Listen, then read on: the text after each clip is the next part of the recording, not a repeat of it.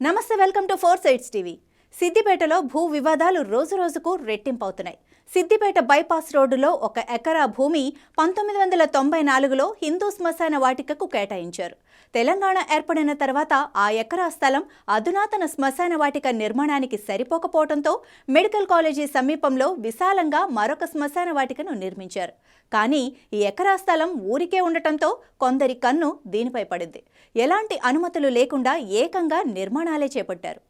దీనిపై స్థానికులు రెవెన్యూ అధికారులకు సమాచారం అందించారు. 1994లో హిందూ శ్మశాన వాటికకు ఇచ్చిన ఆర్డర్ కాపీని చూపుతూ ఈ స్థలం పద్మశాలి సంఘం ఇంద్రనగర్ వారికి కేటాయించిందని కబ్జాదారులు చెప్పారు.